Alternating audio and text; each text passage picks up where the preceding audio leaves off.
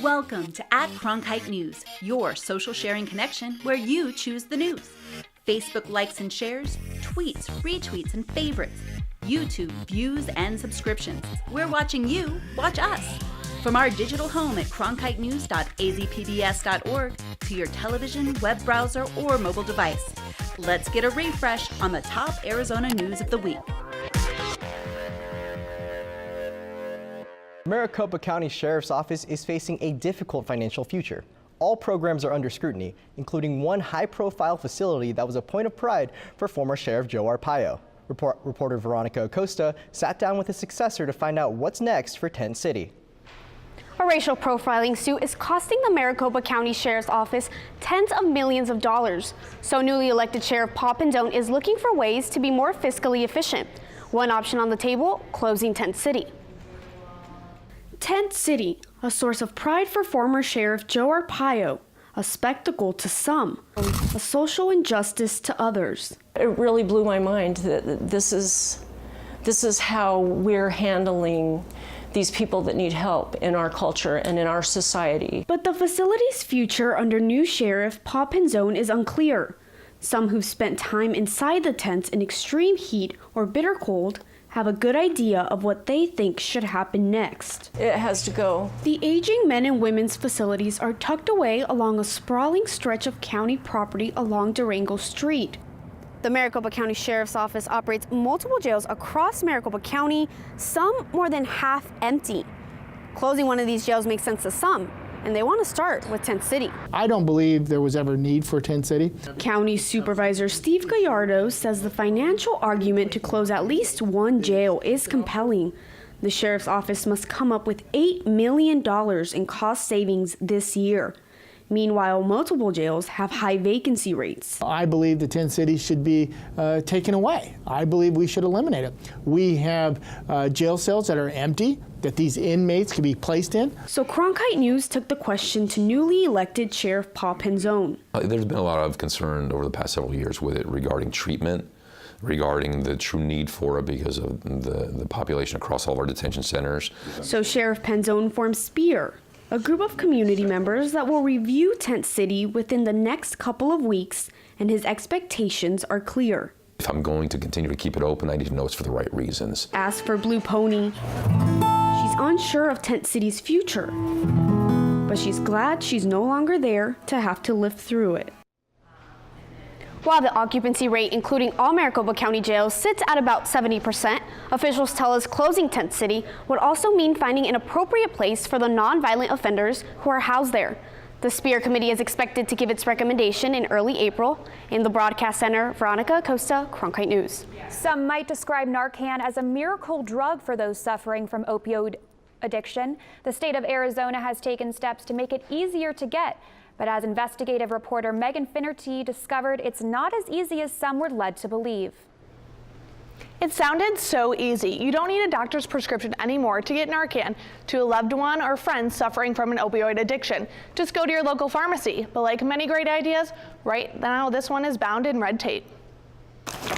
Getting this drug quickly and easily into the hands of those who need it has been a long time coming for advocates. If it wasn't for naloxone, I wouldn't be here today.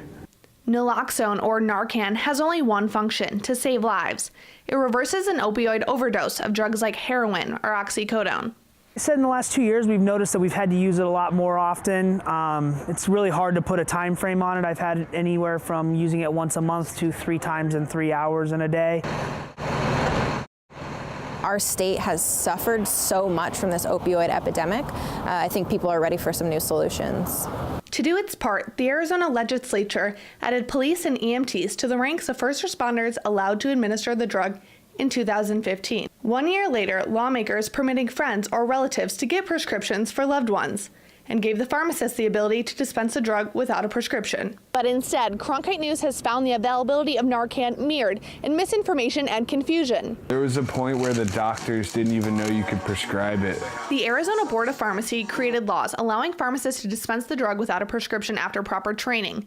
The problem is they're not required to get the training in the first place, and there's no easy way for the public to find out who's qualified to dispense the drug. The issue is that it's so recent that these changes have been made that a lot of people aren't aware of what naloxone is. They aren't aware of where to get naloxone, how to use naloxone, or even that they can get it. So to cut through the confusion, groups like Sonoran Prevention Works have started going to those who need it instead, bringing free education and Narcan to the people. Yeah, it's completely free. So our trainings, our technical assistance, and our naloxone kits are free.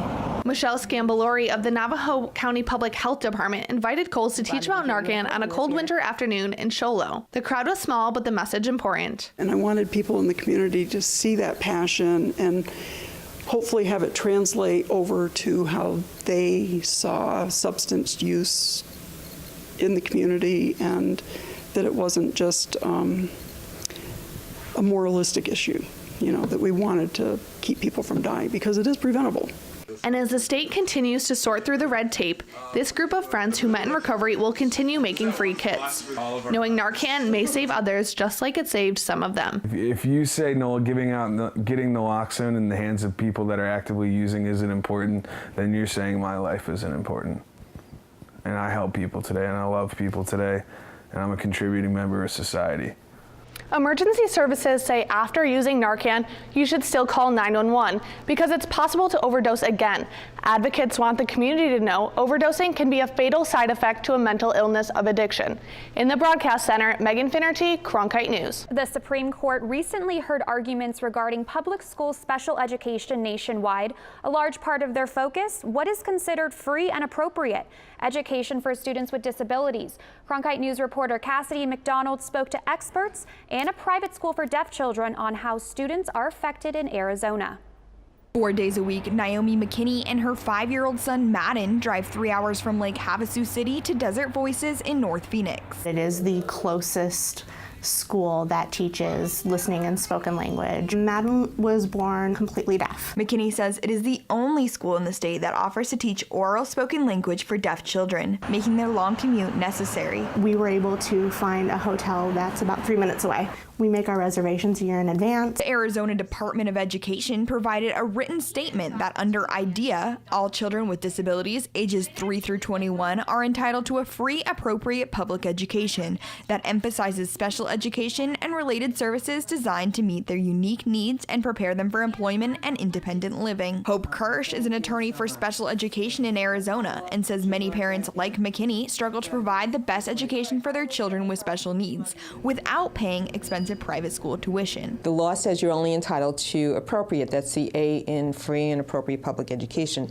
You're not entitled to what's best for your child. Kirsch explained that public schools are often reluctant to fund private schools for special education and are only required to prove that the child has made some amount of progress in public school. The parent is saying, I want my child to make more progress. Well, how do you know the child can make more progress? Parents of children with disabilities say, just like anyone, they want the very best for their student. The public school, unfortunately at home, they did not have a listening and spoken language program, and that is the only mode of communication that we wanted our child to use. Executive Director Deanne Chapman says Desert Voices is one of the few private schools that provide scholarship to all of its students. We get zero government funding, and we have to raise about $1 million a year to run the school. Partnerships between public and private schools like Desert Voices will give special education to students who normally wouldn't have the financial means to attend private school. If it weren't for this school, my son would not be talking. It's the best.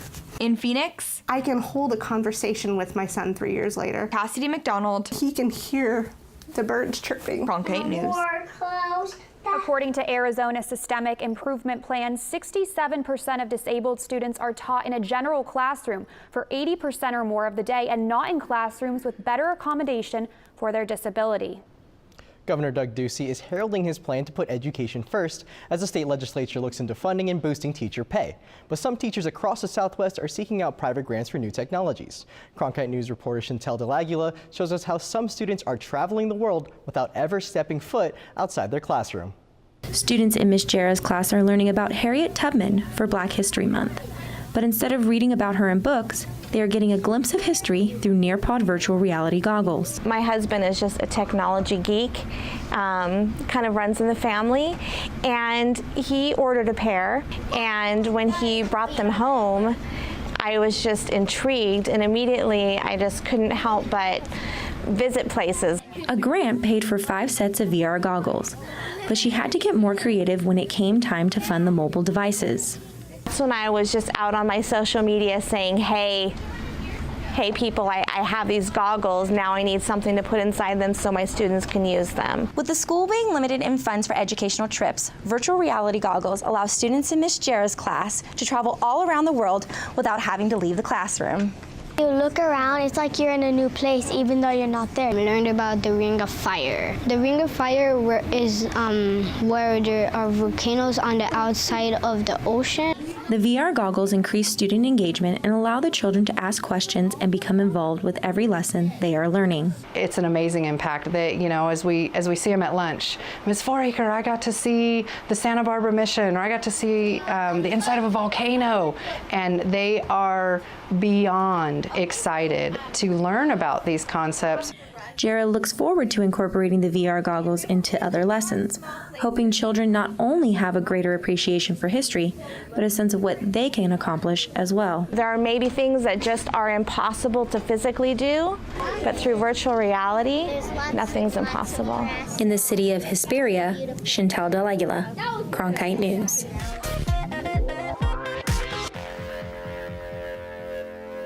Family, friends, and activists held a news conference today on behalf of Guadalupe Garcia, who was deported this morning.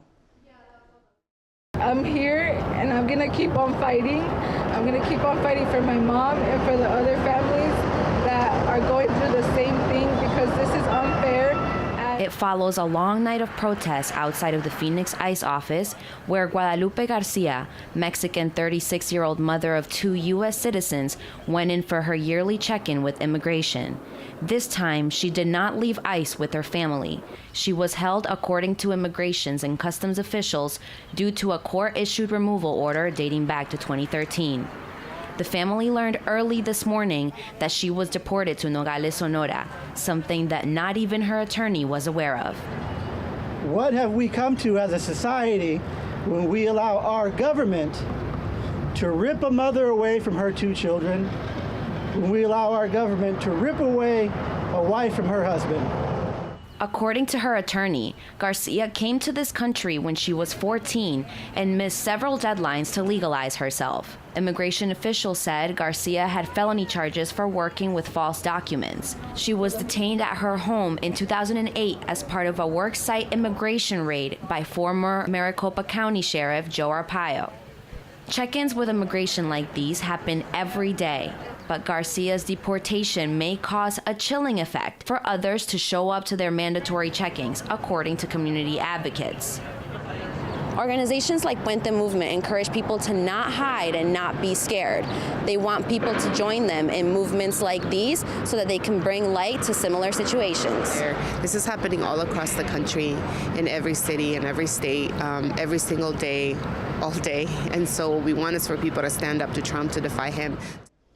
Meanwhile, Phoenix Mayor Greg Stanton released a statement today saying that the city would not support Trump's mass deportation plans. And he called what happened to Guadalupe Garcia a travesty. In the broadcast center, Joanna Restrepo, Cronkite News. School districts in Arizona are encouraging more girls and minority students to pursue careers in science, technology, engineering, and mathematics, also known as STEM.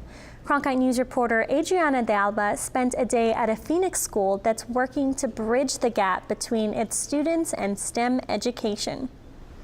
Data shows that minorities are less likely to pursue careers in STEM. So far this year, only 26% of Hispanic students in Arizona showed interest in STEM-related fields. But through a new partnership, the Cartwright School District is spotlighting success stories to inspire students.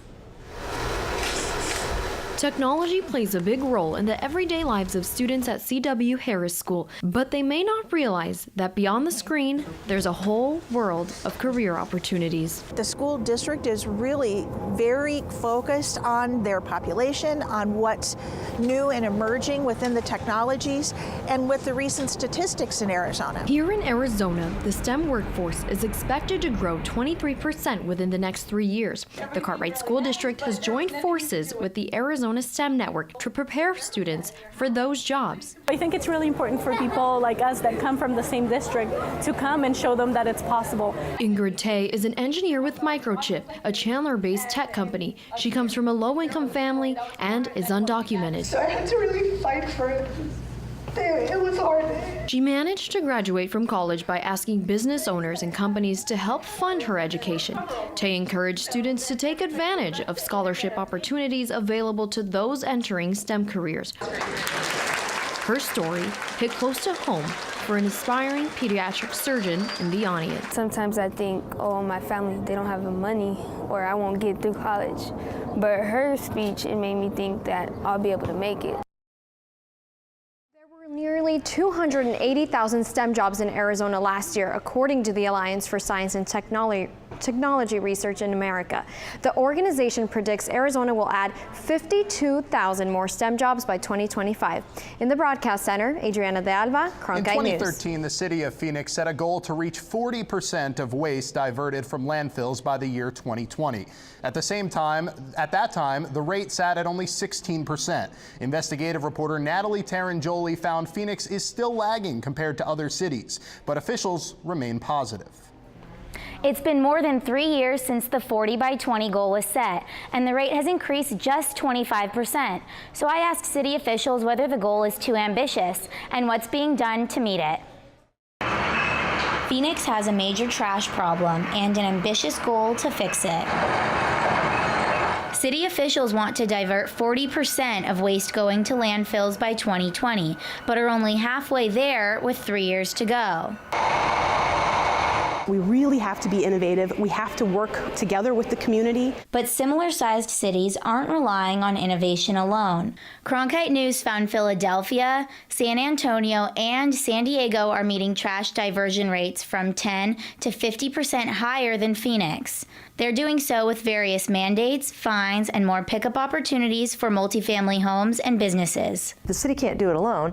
Residents are going to have to participate. So the first thing you have to do is reach the residents with a message that resonates, that incents them to want to recycle. City officials insist the 40% goal isn't out of reach. We're working very strategically because we have to, because it is such an ambitious goal.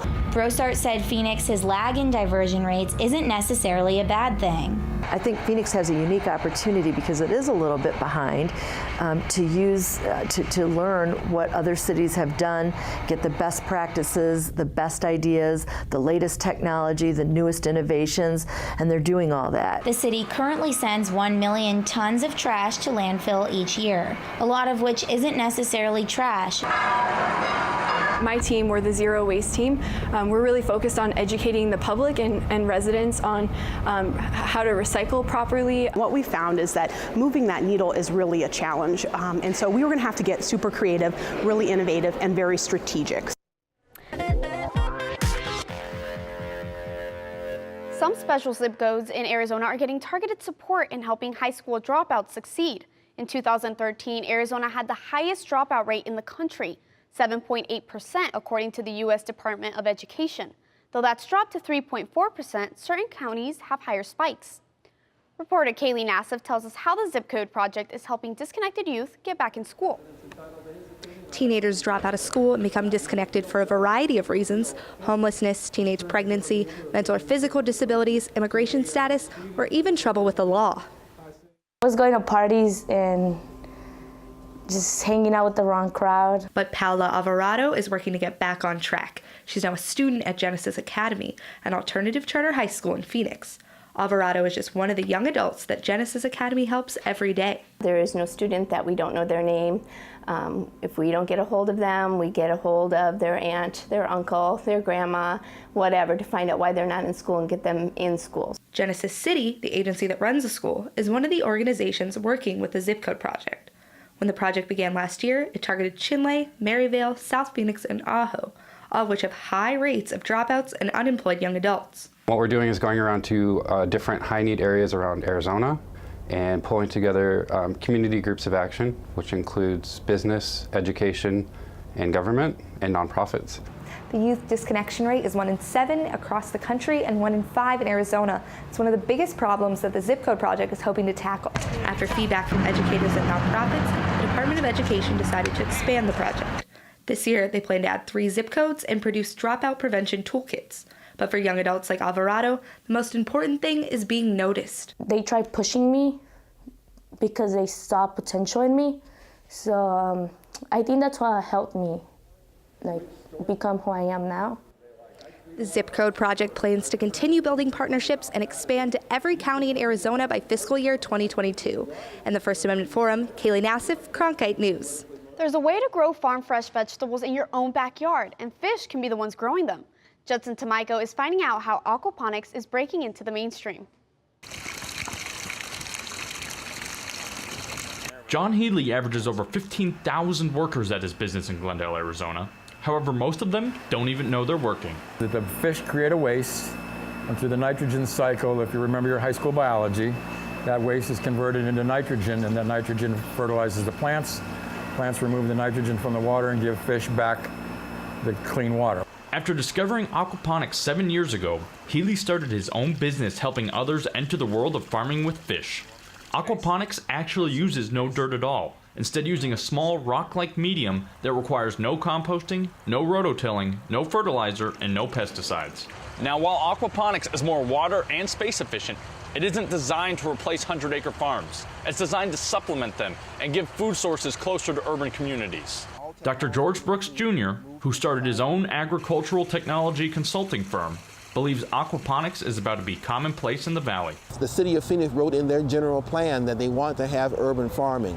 What we need are high-tech methods that are low cost and highly efficient that will allow this to happen. And aquaponics, in my opinion, will be one of those methodologies to make this new green revolution work. For people interested in growing plants using aquaponics, Dr. Brooks teaches a class at Mesa Community College. Aquaponics material suppliers have their own classes, and there's even free online books about the topic. This is a way of the future. As for Healy, he recommends the new aquaponics grower start small, grow big, and don't over-engineer it.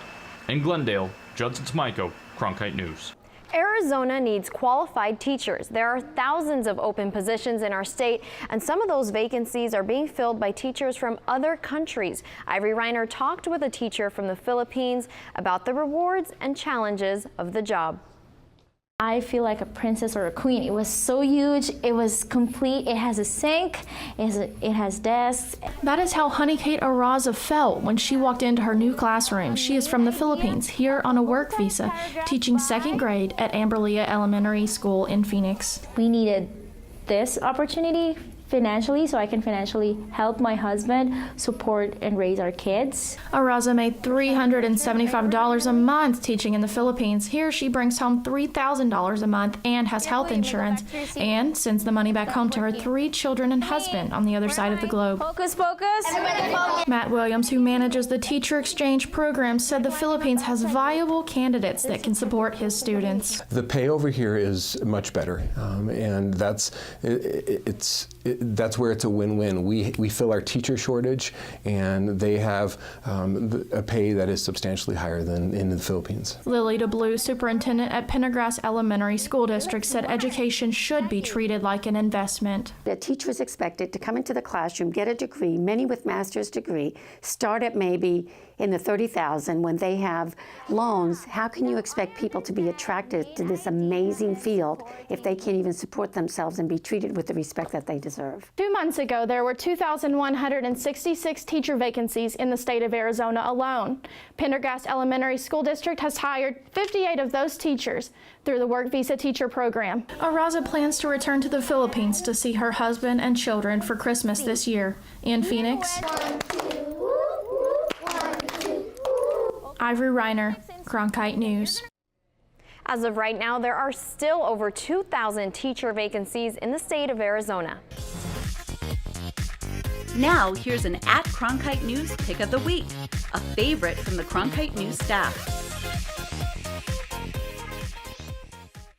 Runners might use pools to relieve muscle aches and pains. But racehorses can also find healing underwater. Cronkite News reporter Troy Lynch went to an equine pool to see how these horses work out. You're okay right there. You're all right. 17 years ago, Turf Paradise installed an equine pool to help train their horses for races.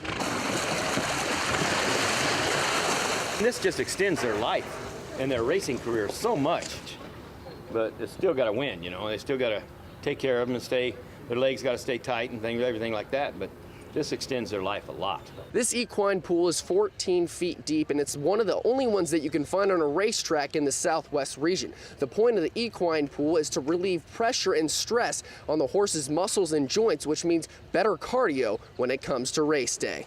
All you do is swim, and you actually you enhance their lungs, you know, if you don't do it too much, because they've got to use their lungs and they use other parts of their body that they don't use galloping. I see a happier horse. They're not dealing with the swelling in the legs or the tendon strains and stuff that they do on the track when they gallop in the mornings. Just like every swimming lesson, there will always be nerves before getting in the water. And the younger they are, the higher the nerves. When a 2-year-old comes up here, or a horse first time, see like this horse right here, they're gonna splash a little water on her, let her know that water's there. And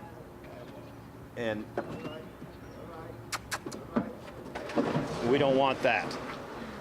We don't want that. But after a while, the horses love it, and the owners love its benefits.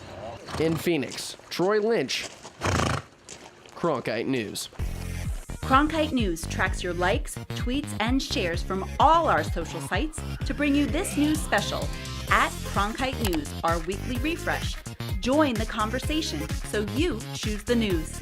Like us on Facebook, follow us on Twitter, subscribe to us on YouTube, and log on to cronkitenews.azpbs.org for top Arizona stories anytime.